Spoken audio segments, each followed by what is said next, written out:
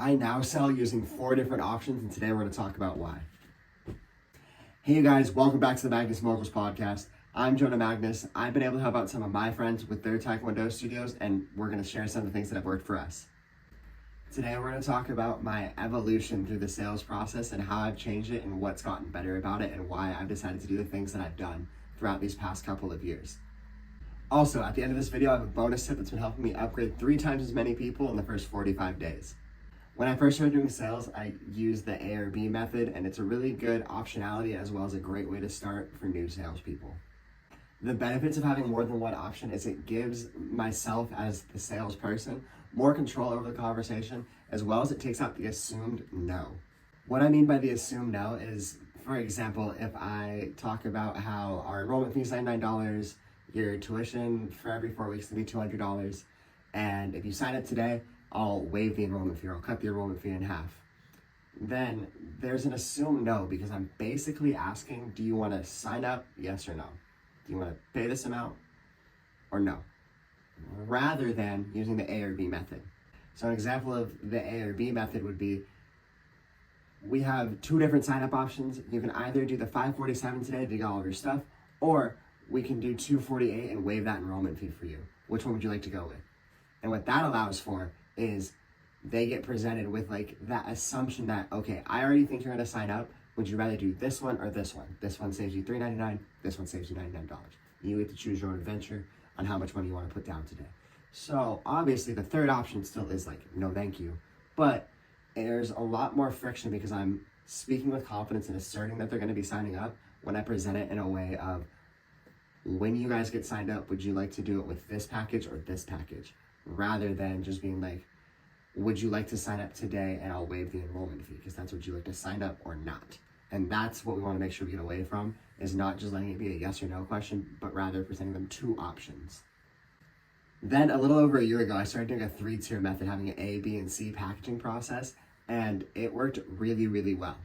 I got to this idea of 3 tiers using the middle option bias. Yeah, the middle option bias, or the Goldilocks theory, of basically presenting 3 options and understanding that there are 2 factors that are going to go into that. One is I use it to my advantage of putting the most popular one in the middle, and then therefore I create a cycle of also telling them this is our most popular option, and it's the middle in terms of the layout of how I display it, as well as it's the middle in terms of pricing, it's the middle in terms of savings, and I also tell them that it's the most popular option, so it creates a cycle of it actually becoming our most popular option. And also what the middle option bias plays into is people, when they're given a list of things, tend to look at the middle of the page first, and then they start processing around it. And so I also use that to my advantage of when I do the layout of it. Like I said, I have it in the middle of the 3 options for the A, B, and C. They're in sequential order with the A, B, and C, so there's a lot of things that play into a factor of getting them to look at this number first.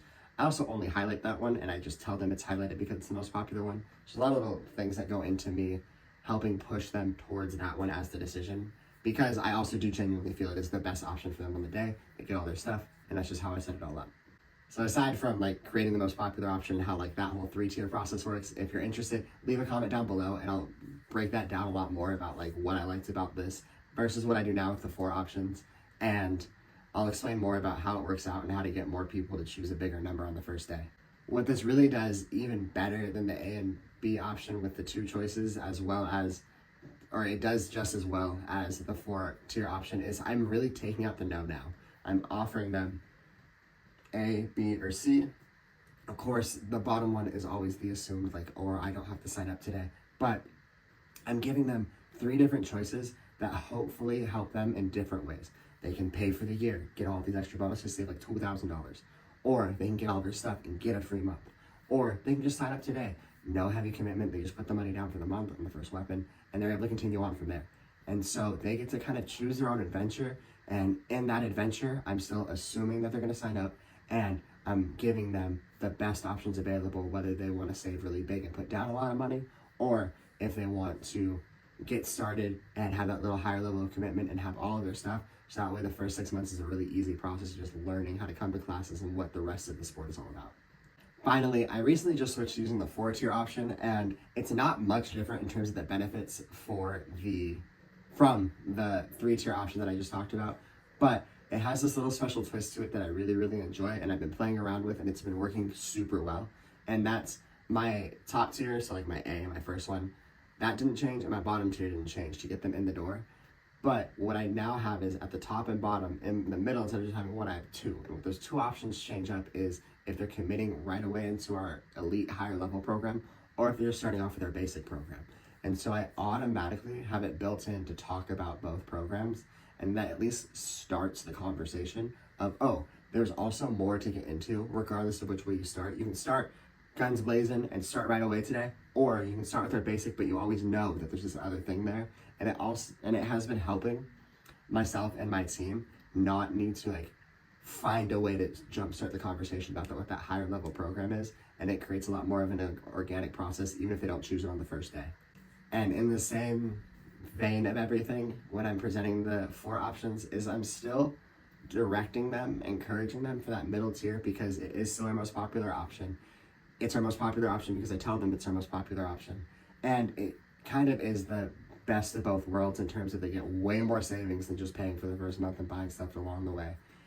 So I really would encourage them, if they see any sort of longevity in this, to just jump on that one. And so I'm encouraging them out of a place of it will also help them, as well as it's a little bit more of a money down commitment. And that's what I like about it, because then they're a little bit more invested on the get. So they're going to ride it out longer with us, even with any little bumps in the road in terms of motivation or anything like that.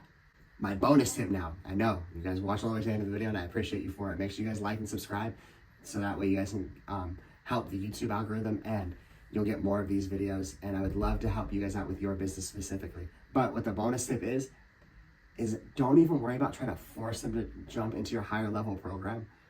Just let them sign up for the base level, and then I just give it to them for free for 3 weeks, 4 weeks, whatever it is, even if they didn't choose that option right away.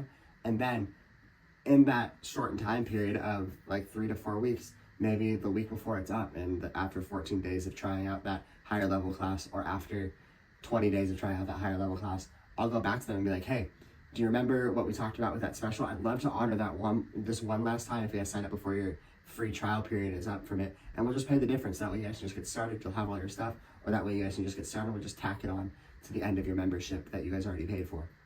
And that has helped me so much with closing so many more people as an upgrade within the first 30 days. That really compounds upon leveling them up with more money down in that higher level commitment, and overall just a better experience. What they don't know about my higher level program is they also get calls from the instructors at that level. I'll advertise it just in case something happens and my instructors can't make the calls, but then it just gives unforeseen added value that I really like surprising my clients with, and it's really, really effective. So if you guys have any questions, leave a comment down below, like and subscribe for more, send this video to a friend who maybe should start adding more options to their sales process to help get a lot less no's and a lot more yeses, just at different levels and different variations of it. And check out the rest of the videos of my podcast, and I'll see you guys next week. Peace.